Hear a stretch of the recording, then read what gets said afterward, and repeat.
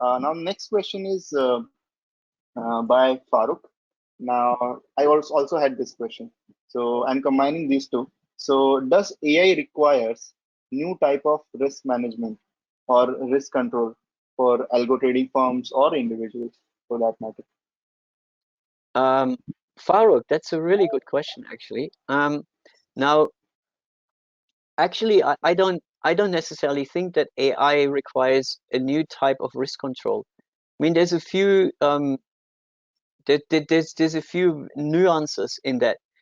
One of the problems is if you use literally deep learning and you can't explain your returns, whether they're positive or negative, that works fine, especially if you trade other people's money. So you know your hedge fund, and you've got, let's just say, some people with 15-20 million dollars that invested their money in your fund, and then you got an AI and it makes excellent returns, 20% a year, whatever.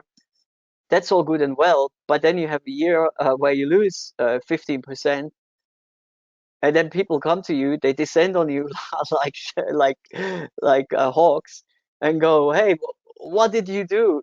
And you're like, "Well, I'm really sorry, but that's just my algorithm doing it." They're probably gonna withdraw their money and shut you down before you can even get out of your chair.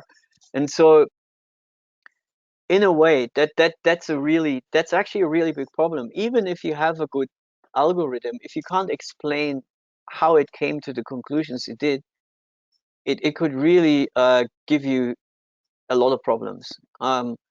So that's one thing. Now the other thing is that because of all these machine learning algorithms now being deployed in the market, the the way we look at risk and how we deal with risk and how we treat risk is definitely different. So I think it's not so much that using an AI itself needs a new risk control, apart from what I just explained, because it's nothing other than an algorithm. And if you actually look, for example, when you use factor models in the market, right? Factor models are not exactly machine learning, but are very, very close in the way they are structured to machine learning. So there's a very, very small transition between when you use a factor model and then you actually go and use some other machine learning tools.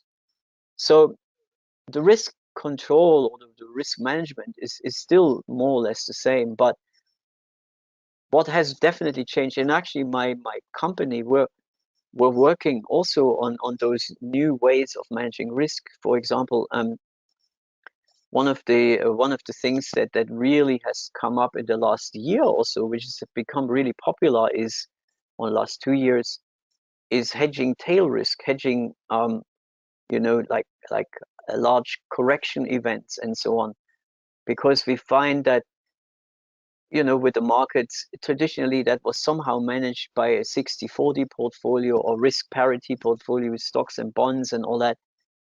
But those things it looks like after we had a 40-year bull run in stocks and bonds, it seems that we're really coming to an end of that, and there needs to be new ways of managing risk.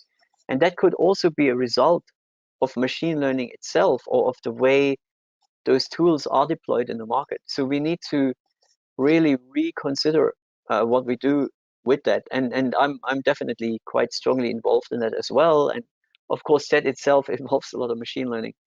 So yes, I do think there's going to be completely new ways to look at risk. They're not necessarily a result out of exactly what we're doing on our own desks, but they're definitely a result of where the world is moving or where finance is moving, for sure.